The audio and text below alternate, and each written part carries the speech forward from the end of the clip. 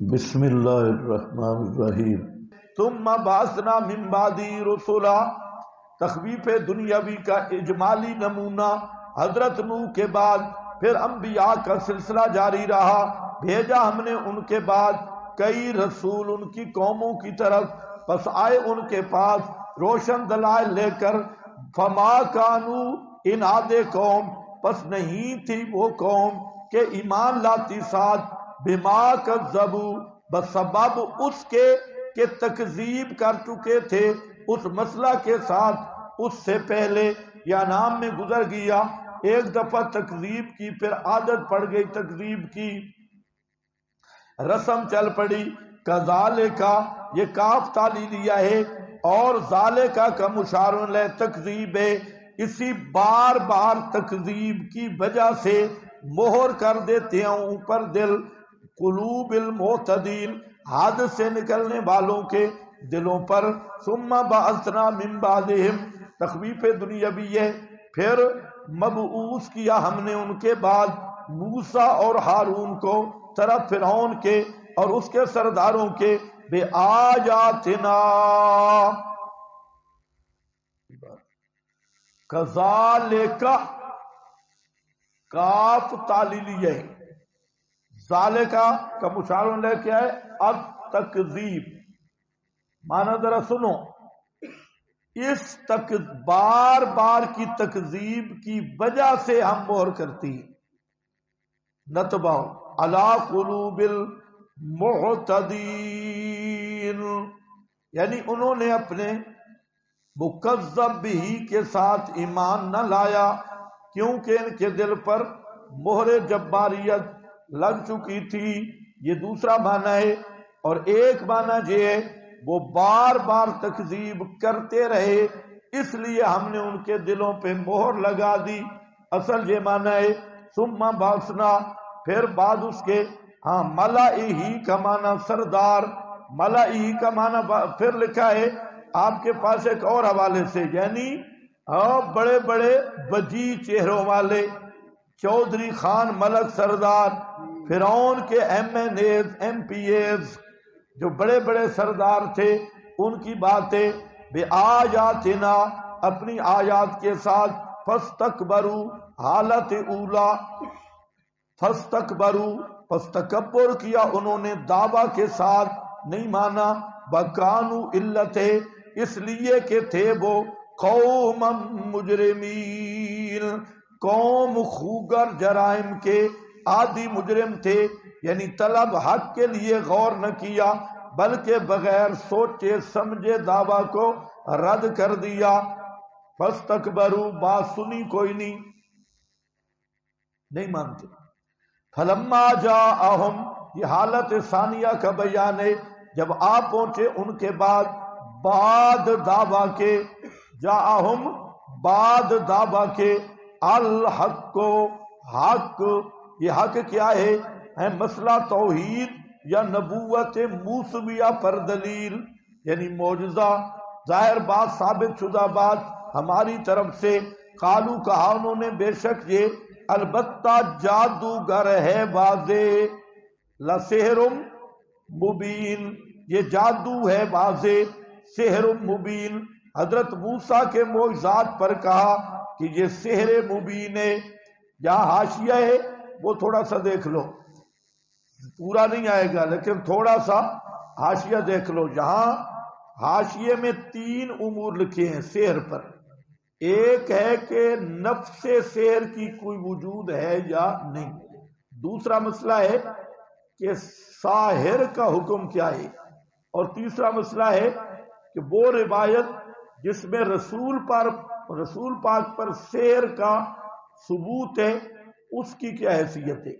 یہ 3 مسئلے جہاں لکھے ہیں، پہلا مسئلہ لکھا ہے اس کا تعلق ہے نفس سحر کے ساتھ، کہ اس بات کو ذرا سمجھو، آج کل یہ مسئلہ بہت زیادہ اٹھا ہے پنجاب میں اور افراد تفرید کا شکار ہے، اس لیے اچھی طرح سمجھ لو کہ نفس سحر کا اثر ہے یا نہیں، مختصر پہلے بھی میں نے بیان کیا، اور بہتر ہے لکھنے کی بجائے سمجھ لو، باقی لکھی ہوئی چیزیں آپ کے پاس موجود ہیں۔ السحر اس کا کوئی اثر ہے یا نہیں؟ اہل سنت والجماعت متفق ہیں کہ سحر کا اثر ہے باذن اللہ. سحر کا اثر ہے کیا؟ باذن اللہ. اہل سنت تمام متفق ہیں، کوئی اہل سنت میں اس بات کا مخالف نہیں ہے. بعض معتزلہ حضرات نے نفس سحر کا انکار کیا کہ نفس سحر کوئی چیز نہیں، فراڈ ہے، فلاں ہے فلاں. ہم کہتے ہیں بھائی ٹھیک ہے، سحر کے کئی معنی آتی ہیں، لیکن سحر معروف جو ہے اس کا نفس سحر کا اثر شریعت سے بھی ثابت ہے، عقل سے بھی ثابت ہے اور مشاہدہ سے بھی ثابت ہے. کتنی دلیلیں ہیں؟ تینوں. شرعی دلائل بھی موجود ہیں، عقل کے دلائل بھی موجود ہیں اور مشاہدہ بھی موجود ہے. یہ تینوں چیزیں ہیں کہ نفس سحر کا اثر ہے، لیکن وہ ہے باذن اللہ، ساحر کے اختیار میں نہیں ہے. یہ بات ذرا ذہن میں رکھنی ہے. اب اس کو تعبیر کرتے ہوئے بعض حضرات نے کہہ دیا کہ السحر حق. تو اس پہ بعض ان پڑھ لوگوں نے اعتراض اٹھایا، جی سحر تو باطل ہے، حق نہیں ہے. حالانکہ وہ حق کہنے کا مطلب کہ اثر ہے، یہ نہیں ہے کہ سحر کوئی حق بن گیا. تو عوام الناس کو دھوکہ دیا. دیکھو جی یہ بزرگ کہتے ہیں سحر حق ہے، توبہ، سحر حق ہے کہ باطل ہے. انہوں نے سمجھے ہی کون نہیں کہ حق کا معنی، حق کے 4 معنی ہیں. ایک معنی ہے کہ اس کا اثر ثابت ہے،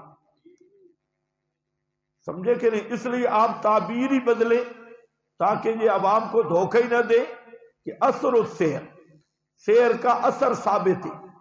یہ اتنی بات ہے، اور یہ بات نصوص میں موجود ہے، کتاب و سنت میں یہ چیز بالکل واضح ہے. حضرت موسیٰ علیہ السلام کے واقعہ بار بار پڑھتے ہو. اسی طرح ہاروت ماروت کا واقعہ سورہ بقرہ میں موجود ہے. ما یفرقون بہ بین المرء وزوجہ، تو کیا تھا؟ وما ہم بضارین الا باذن اللہ. تو اس کا مطلقاً انکار کرنا بہت خطرناک ہے. علماء نے تو اسے کفر قرار دیا. لیکن بعض ان کی جو تعبیلات ہیں، اتنی بات ضرور ہے کہ مطلقاً انکار کرنا یہ انتہائی خطرناک عمل ہے. کم از کم یہ بات ہے. دوسرا مسئلہ ہے کہ سحر کی شاہ عبد العزیز محدث دہلوی نے 12 اقسام لکھی ہیں. مفتی شفیع صاحب نے بھی معارف میں کچھ لکھی ہے. شاہ عبد العزیز محدث دہلوی نے 12 اقسام پہ بحث کی ہے. تو سحر کی بعض اقسام کفر ہے، سب کفر نہیں ہے. بعض فسق ہیں، بعض اقسام کیا ہے؟ کفر ہیں، اور ساری اقسام کفر نہیں ہے. وہ اقسام کفر ہیں جس میں غیر اللہ کی پکار ہے، یا ابلیس کی پکار ہے، یا جن شیاطین کی پکار ہے. وہ کفریہ اقسام ہیں، لیکن ہر قسم کفر نہیں ہے. اس لیے ساحر کے حکم کے بارے میں اختلاف ہوا کہ اگر کوئی آدمی سحر کرتا ہے اس کا حکم کیا ہے.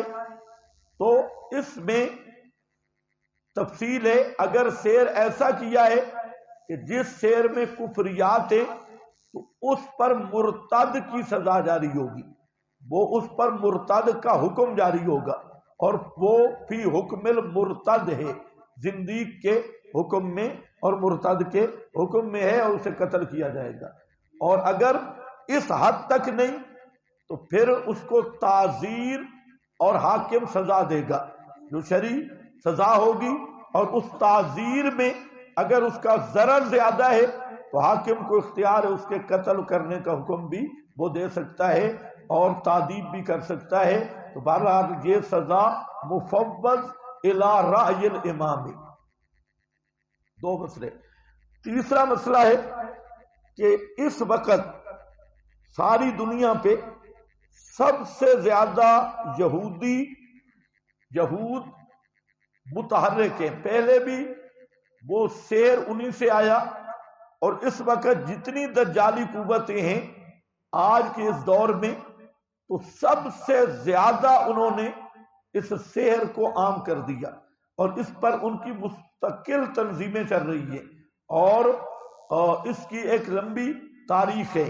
بہرحال ان میں اکثر آپ کے یہ للڑ پیر بھی اور بریلر اور اس قسم کے لوگ جو ہیں وہ سحر میں مہارت رکھتے ہیں، جیسے آپ کے سیپی شیپی ہیں اور اس طرح کے لوگ ہیں، تو اس سحر کے ذریعے ان اکثر گدی نشین اور پیر وغیرہ ان کا یہی دھندا ہوتا ہے، سحر وغیرہ اور سفلیات، اعمال سفلیہ، اور ان کو اس دور میں عام کیا جا رہا ہے۔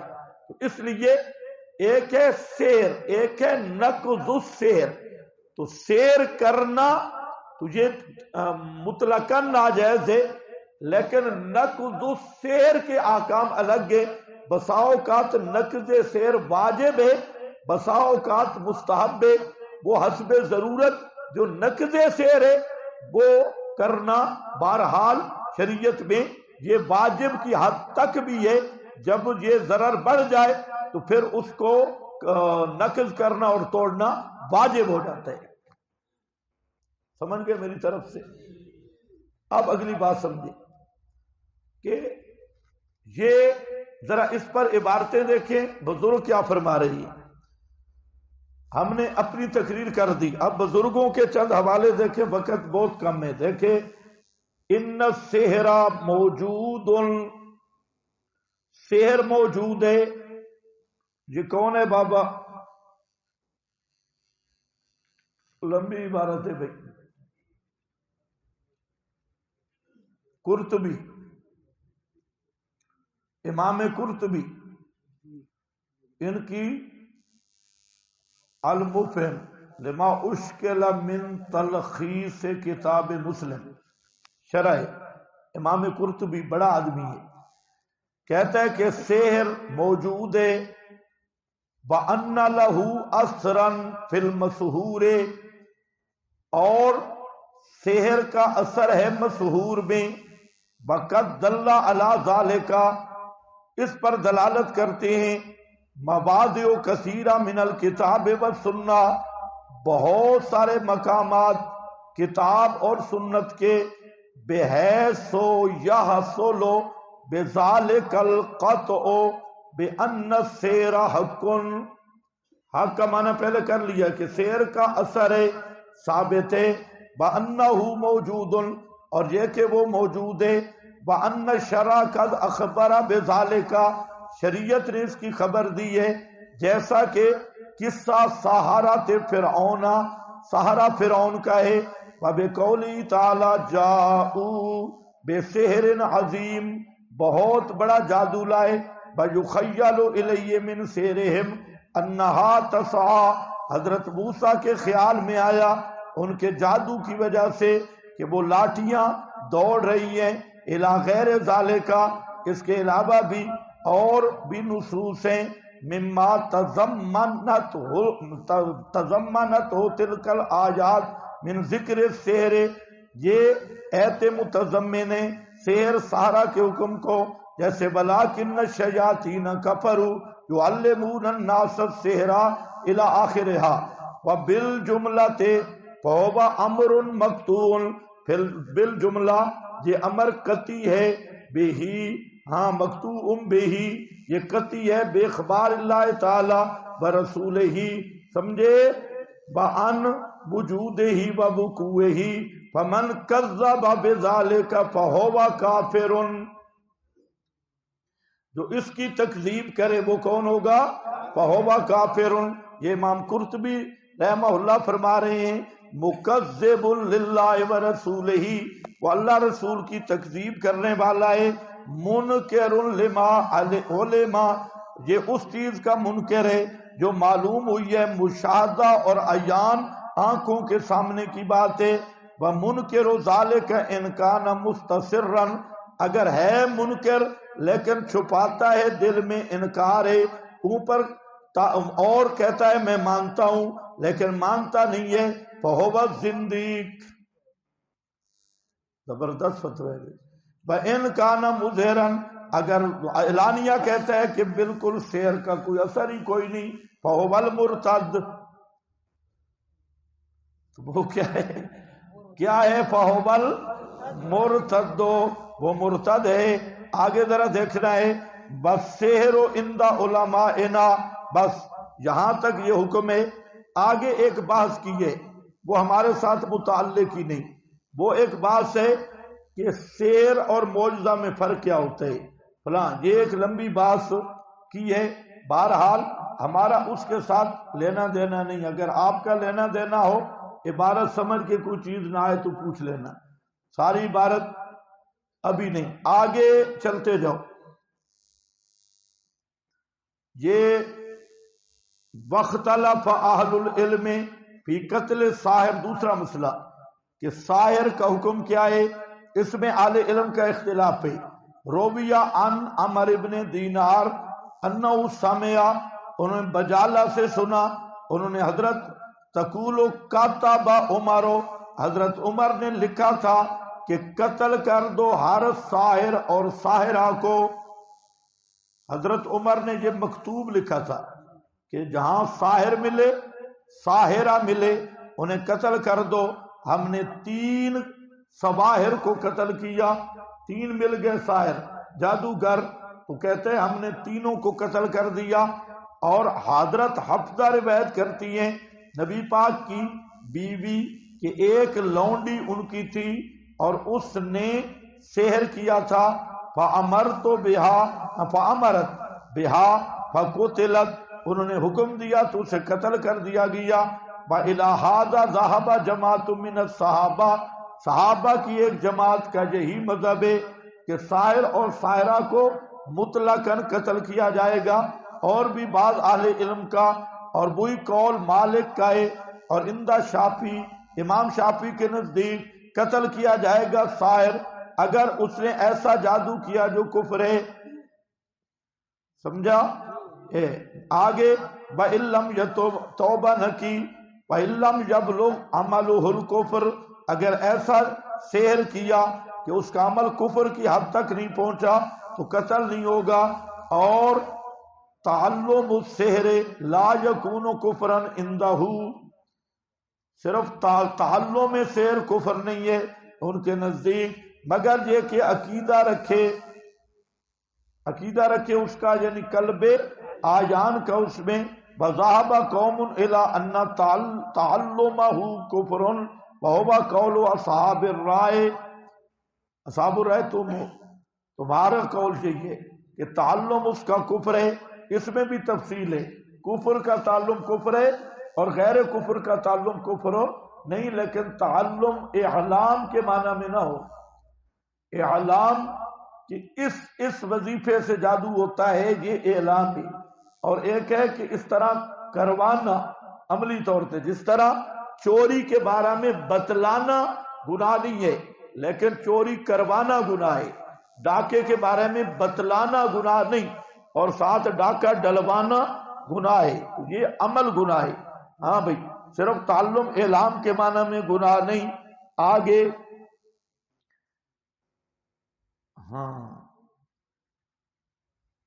آگے 2 عبارتیں آ رہی ہیں. یہ کون ہے بھائی بابا؟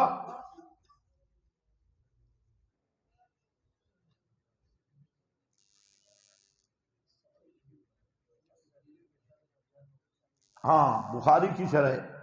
وفی تصریح بأن السحر کان فی حق النساء.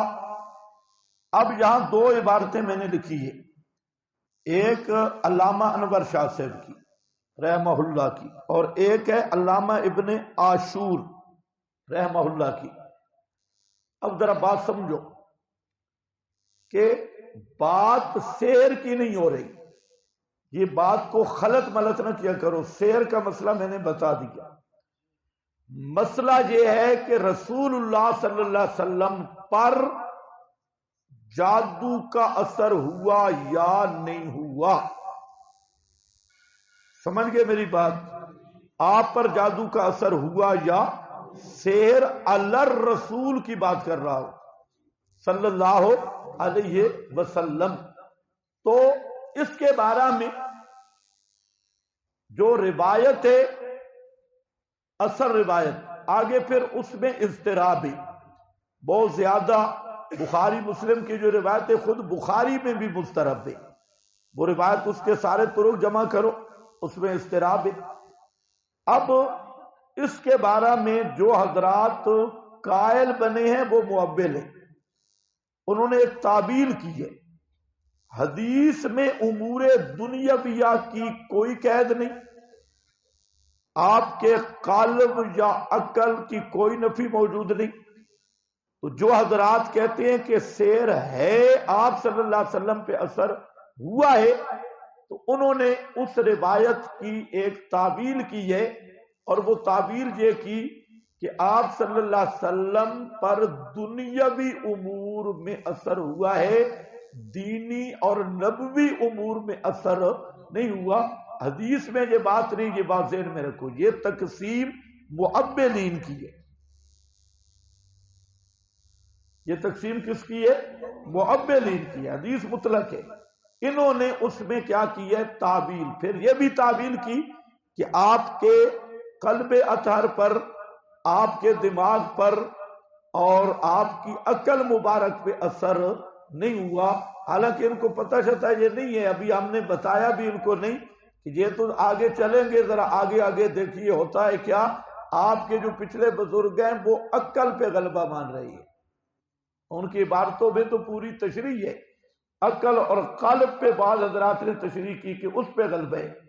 لیکن تم نے چلو اتنا کر لیا، مہربانی تمہاری کہ تم نے کہہ دیا کہ عقل بھی مغلوب نہیں، قلب بھی مغلوب نہیں. تو پھر بات تو تم نے ہمارے والی مانی ہے، ہمیں گالیاں کیوں دیتے؟ تم نے میری بات کوئی نہیں سمجھی. پھر تمہارا ہمارا جھگڑا کیا ہے؟ بات تو تم نے ہمارے والی مان لی کہ آپ کے قلب پہ بھی کوئی اثر نہیں، آپ کے دماغ پر بھی کوئی اثر نہیں، آپ کے عقل پر بھی کوئی اثر نہیں ہے. تو پیچھے رہ کیا گیا؟ تم نے بات تو ہم تو یہی کہلوانا چاہتے ہیں تم سے. لیکن یاد رکھو یہ تقسیم اس روایت میں قطعاً نہیں.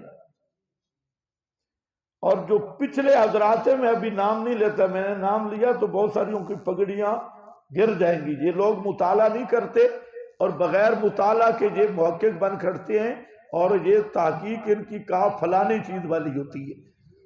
سمجھ گئے نا؟ ہاں، کاف دو ہیں.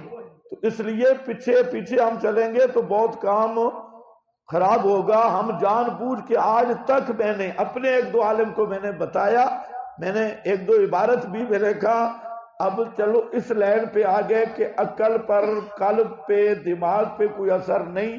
لیکن پچھلے جو یہ حضرات ہیں یہ تو قلب پہ مان رہے ہیں، اور اب تو یہ فتویٰ خود لگا رہے ہیں جو قلب پہ اثر مانے اور عقل کو مغلوب مانے، ذہن کو مغلوب مانے، وہ کافر ہے. میں کہا ماشاءاللہ اب تو ہمارے بھائی ہو، تو پھر تو جھگڑا نہیں، پھر ہمیں گالیاں دینا چھوڑ دو. ہم تو یہی بات منوانا چاہتے تھے کہ نبی کا دل محفوظ ہے، پیغمبر کا عقل محفوظ ہے، اور پیغمبر کا دماغ بھی محفوظ ہے. ہم یہی بات بنوانا چاہتے ہیں، اور ہمیں کوئی شوق ہی نہیں، نہ ہمیں کسی روایتوں کی تردید کرنے کا شوق ہے نہ کچھ. ہم رسول پاک کے دفاع میں اتنی بات کرنا لازم سمجھتے ہیں کہ آپ کا دل، دماغ اور قلب اطہر یہ شیطانی تسلطات سے یہ محفوظ ہے. ہم صرف اتنا کہنا چاہتے ہیں، اس کے باروں بار والی لڑائی جو مرضی لڑتا رہے، ہماری وہ لڑائی نہیں ہے. ہماری اس حد تک لڑائی ہے، اور جہاں الحمدللہ گالیاں تو مجھے دیتے رہے سارے، لیکن مسئلہ بھی میرے والے پہ آ کھڑے ہوئے. یہ بھی اللہ تعالیٰ کی شان ہے، گالیاں دے دے کر پھر مسئلہ وہی میرے والا. تو آپ بھائی مہربانی تمہاری، تم نے مسئلہ میرا مانا، ہم تو اتنے بے وفا نہیں کہ ہم تمہیں کچھ کہیں. اتنی مان لو تمہارا ہمارا جھگڑا ہی ختم ہے، اس مسئلہ میں رول ہی گیا، ختم ہو گیا. سمجھ گئے میری بات؟ اچھی طرح سمجھو، ہم یہی منوانا چاہتی ہیں. اتنا جب تم نے مان لیا تو اس مسئلہ میں ہمارا تمہاری بحث ہی ختم ہو گئی کہ پیغمبر کے قلب اطہر، آپ کا ذہن، آپ کا عقل مقدس، اس پر شیطان کا تسلط ماننے والا مرتد ہے، کافر ہے. ہم یہی منوانا چاہتے ہیں تم نے مان لیا الحمدللہ جھگڑا ختم ہو گیا. ہم تو جھگڑا مٹانے والے لوگ ہیں، بنانے والے لوگ نہیں ہیں. بہرحال دوسری بات میں عرض کر رہا ہوں، اب کچھ علماء نے تو وہ قلب والی بات کی، وہ میں ابھی نہیں لا رہا، اور جان بوجھ کے میں صرف تنبیہ کر رہا ہوں ان حضرات کو کہ مطالعہ ذرا کریں، وسیع ہو کے مطالعہ کریں، چند حریروں کا مطالعہ نہ کریں. آگے ذرا چلیں بھئی، آپ نے جو فتویٰ لگایا ہے اس کا اجرا بھی کریں، ہم سے اجرا کرواتے ہیں آپ بھی کریں. اس میں کون کون سے مستور چہرے آ رہے ہیں. اب رہ گیا مسئلہ، علامہ انور شاہ صاحب رحمہ اللہ نے امور دنیاویہ کا بھی انکار کر دیا. علامہ انور شاہ صاحب کہتے امور دنیا کی بھی کوئی بات نہیں، یہ راویوں کا تصرف ہے. تم میری بات سمجھ بالکل نہیں رہے. بخاری کی روایت پہ یہ راویوں کا تصرف ہے. بخاری کی روایتوں پہ تبصرہ کر رہے ہیں علامہ انور شاہ صاحب، کہتے ہیں یہ راویوں کا تصرف ہے. جو زیادہ سے زیادہ بات نکلتی ہے تو وہ صرف قربان الی النساء والی بات نکلتی روایت سے. باقی اس کے علاوہ جو امور دنیاویہ کام کرتے بھول جاتے فلاں ہوتا فلاں، اس کا علامہ انور شاہ سے سرے سے انکار کر رہے ہیں. اب بتاؤ، علامہ ایک دوسرے علماء نے تعبیر کی، علامہ نے اس سے بھی آگے کر کے تعبیر کی. اب اس پہ کیا فتویٰ لگا ہوتا؟ فیض الباری آپ کی عبارت سامنے. اچھا، پھر علامہ ابن عاشور اس سے آگے نکلا. علامہ ابن عاشور نے ایک تعویل کی اس روایت کی. اب دیکھیں نا، انہوں نے بھی تو تعویل کی ہے. علامہ انور شاہ صاحب نے بھی کیا کی ہے؟ تعویل کی ہے. اور علامہ ابن عاشور بھی ایک تعویل کر رہا ہے. اب مجھے نہیں سمجھ آتی کہ ان والی تعویل ماننی، کوئی مانے تو وہ عامل بالحدیث ہے، اور جو ان کی تعویل نہ مانے وہ منکر حدیث ہے. تو اس کا مطلب ہے حدیث ان مولویوں کا نام ہے، ان کی تعویل کا کوئی منکر ہو گیا. اب علامہ ابن عاشور نے تعویل یہ کی کہ یہاں راویوں سے گڑبڑ ہوئی، اور پھر علامہ نے ابن عاشور نے اضطراب ثابت کیا دلیل سے کہ روایت مضطرب ہے، کہیں کچھ ہے کہیں کچھ ہے. تو اصل جو بات تھی، علامہ کہتی ہیں کہ یہودیوں نے شور کیا ہوا تھا کہ ہمارے پاس بڑا جادو ہے اور ہم بڑا جادو کرتے ہیں. جب ہجرت ہوئی تو ابتداءً مسلمانوں میں کسی عورت کا بچہ پیدا نہیں ہوا، تو یہودیوں نے شور کر دیا کہ ہمارا جادو چل گیا ہے، کہ ان کی اولاد نہیں ہو رہی. سب سے پہلا بچہ جو پیدا ہوا وہ عبداللہ ابن زبیر ہے، حضرت زبیر کا بیٹا عبداللہ. پھر انہوں نے شور کیا کہ ہم نے رسول پاک پہ بھی جادو کرنا ہے، تو انہوں نے جادو کی کوشش کی، اور نبی کریم علیہ السلام ویسے بیمار تھے، بیمار ہو گئے انہی دنوں میں. وہ اپنی کوشش میں لگے رہے، آپ اتفاقاً بیمار ہوئے، عام جیسے معمولی بیماری ہوتی ہے. تو اب یہ دو واقعے جدا جدا ہے. انہوں نے وہ کنگھی بھی رکھی کنویں میں اور جادو بھی کیا، لیکن آپ جادو کی وجہ سے بیمار نہیں ہوئے، آپ اتفاقاً انہی دنوں میں بیمار ہو گئے. اور ادھر آپ کو اطلاع بھی مل گئے کہ یہودیوں نے یہ شرارت کی ہے، تو آپ نے صحابہ کو بھیجا تو وہ کنگھی ہٹا لی گئی. لیکن آپ صلی اللہ علیہ وسلم اس جادو کی وجہ سے بیمار نہیں ہوئے، آپ بیمار ہوئے تھے اتفاقاً، اور مشہور یہ کر دیا گیا کہ یہودیوں والا جادو چل گیا ہے. یہ بھی ایک تعبیل ہے. ایک علامہ انور شاہ صاحب کی بھی تعبیل ہے، ابن عاشور کی بھی ایک تعبیل ہے، اور تمہارے مولویوں کی بھی ایک. اب مجھے بتاؤ، تمہارے مولویوں کی جو تعبیل نہ مانے وہ تو بن گیا منکر حدیث. ظلم کی حد نہیں ہو گئی بھئی تم جو تعبیل کرو تمہاری تعبیل ماننا، اس کا مطلب ہے تم نے نبوت کا خود دعویٰ کیا ہوا ہے کہ ہم جو بات کریں وہی ماننی ہے، اور کوئی بات کر ہی نہیں سکتا، مان ہی نہیں سکتا.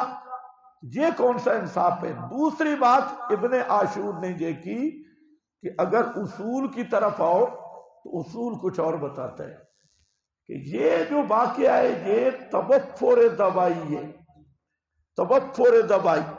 آپ صلی اللہ علیہ وسلم کی 9 بیویاں ہیں، آپ مسجد میں ہیں، صحابہ کے ساتھ ہیں، آپ امام ہیں، آپ امیر المجاہدین ہیں، آپ مفتی ہیں، آپ قاضی ہیں، آپ فیصلے فرماتے ہیں، اور بار بھی صحابہ کے ساتھ ہیں۔ پھر اس روایت میں یہ آ رہا ہے صحابہ گئے کنگھی نکالنے کے لیے، بعد میں نکالی ہے، بعد میں کہا نہیں نکالی ہے، فلاں فلاں، یہ پورے صحابہ کی ایک جماعت گئی۔ کہتا ہے اتنے توفر دوائی میں صرف ہشام ابن عروہ کی روایت آ رہی ہے، اور کوئی روایتیں کدھر گئی؟ تو یہاں تو تواتر ہونا چاہیے تھا، تو اس میں خبر واحد ہے، تواتر نہیں، تو ما توفر دوائی اس کا ویسے بھی اعتبار نہیں ہے۔ اور اس طرح کا آپ کی اصول کی کتب میں ساری چیزیں موجود ہیں کہ توفر دوائی کہو، عموم بلوا کہو، ایسا واقعہ متعدد آدمیوں کے ساتھ متعلق ہو، بہت ساری ایسی روایات ہیں جن پر آپ کے احناف نے یہ بات کی ہے۔ مثلا قلتین والی روایت ہے، آپ کے احناف نے یہ بات کی ہے کہ پانی کا مسئلہ ہر آدمی کو درپیش تھا۔ اگر یہ قلتین والی جو روایت یہ کہیں ثابت ہوتی تو یہ متواتر ہوتی، یہ خبر واحد نہ ہوتی۔ ہر بندے کو وضو کی ضرورت ہے، ہر بندے کو پانی کی ضرورت ہے، تو یہ مسئلہ تو آپ کے احناف کا ہے، خدا کے بندے اصول کا مسئلہ ہے۔ اگر کوئی بندہ اس حد تک آ کے توفر دوائی اور اس کو خبر واحد سمجھ کے اس کو نہ مانے، اس پہ تم نے کفر کا فتویٰ لگا دینا ہے، اسے تم نے منکر حدیث بنا دینا ہے، اور اس پہ ساری دنیا کی غلاظتیں ڈالنے کے لیے شروع ہو جانا ہے۔ تو یہ ہوتا ہے ھذا حلال ھذا حرام، خود اپنی طرف سے شریعت سازی، تو اپنی طرف سے بھائی شریعت کسی کو بھی بنانے کی اجازت نہیں ہے۔ اگر تمہیں ایک تعبیر کرنے کا حق ہے تو دوسرے کو بھی ایک تحقیق کرنے کا حق ہے۔ سمجھ گئے میری بات؟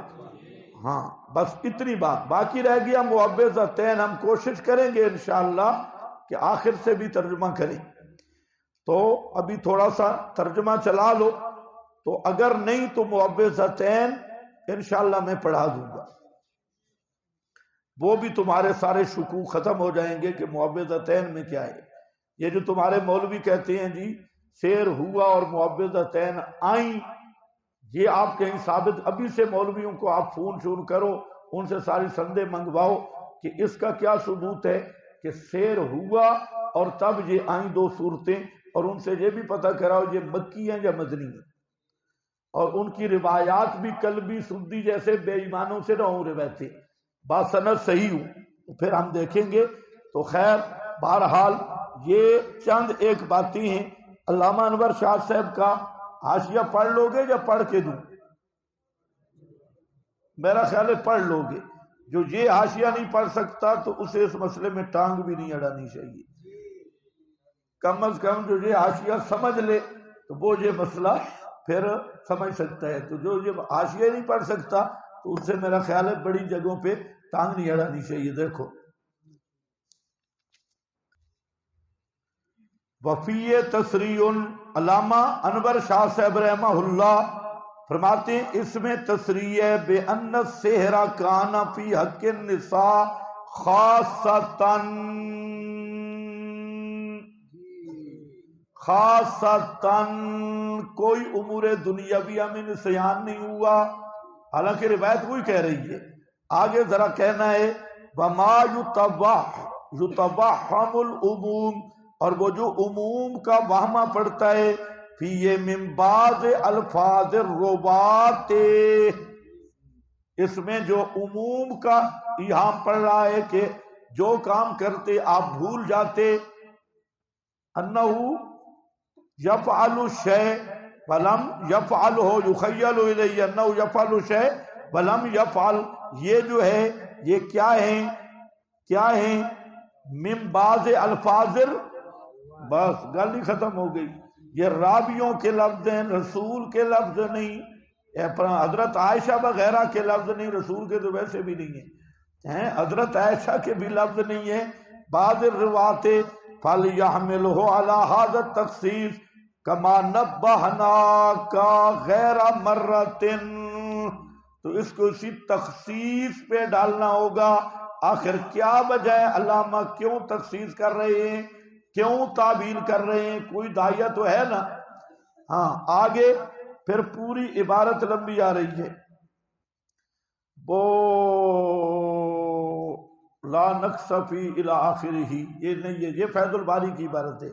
ابن عاشور کی عبارت پہ آ جاؤ کہ والروایات فی ھذا الحدیث مضطربۃ، اس حدیث کی روایات کیا ہیں، مضطرب ہیں۔ یہ کوئی ضرب یضرب وہ پڑھانے والا مولوی نہیں، یہ شارح ہے بخاری کا، اور بخاری کی شرح میں لکھ رہا ہے۔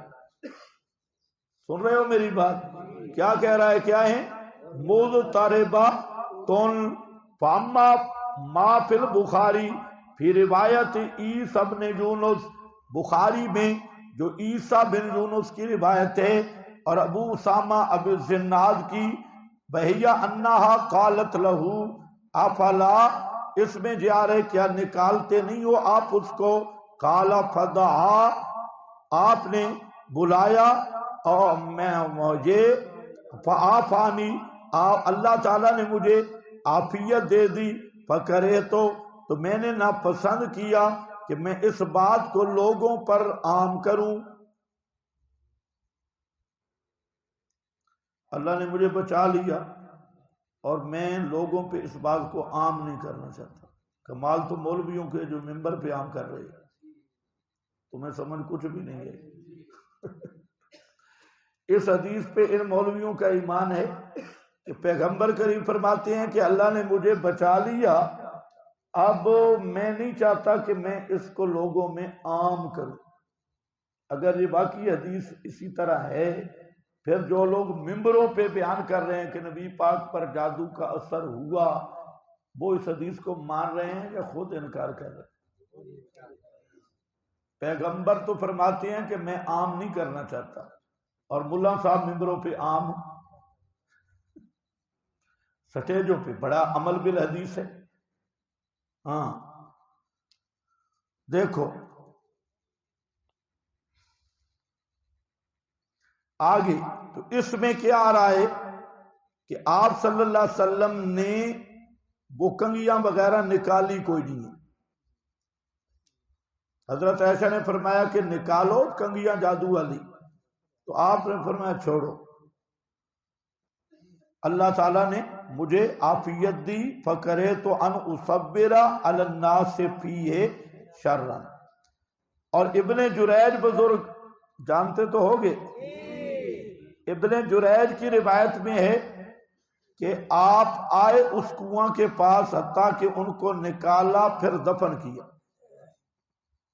اوپر والی حدیث ہے کہ آپ نے کہا چھوڑ دو، حضرت عائشہ کے استفسار پر بھی، اور یہ روایت کیا ہے کہ آپ کنویں پہ آئے اور نکالا۔ اب پیچھے بات ایک ہی چل رہی ہے روایت، اور یہ اضطراب ثابت کر رہا ہے۔ کہتے ہیں شاید کہ یہ ابن جریج کا وہم، اور انما اتا رسول اللہ صلی اللہ علیہ وسلم البئر وجدها على الوصف الذي اريه في المنام ولم يخرج ما قذفه فيها، آپ آئے جو خواب میں دکھایا گیا لیکن نکالا نہیں ہے، جو لبید بن عاصم وغیرہ نے جادو اس میں ڈالا تھا۔ یہ بھی آ گئی، والذی یظہر لی، میرے سامنے جو چیز ظاہر ہے کہ وہ ہے کہ رسول پاک کو مرض لگا تھا، فی مدت قارنہ فیہا، اسی دوران یہ معاملہ لبید والا بھی پیش آ گیا، سمجھے، آپ بیمار ویسے ہوئے اور اسی دوران یہ سیر بھی انہوں نے کیا، یہ انہوں نے یہ پروگرام بنایا کہ جادو کریں۔ وان اللہ بشرہ فی المنام بالشفاء، اللہ نے آپ جو بیمار ہوئے تھے ویسے اتفاقاً، تو آپ کو اللہ تعالیٰ نے نیند میں شفا کی خبر دی۔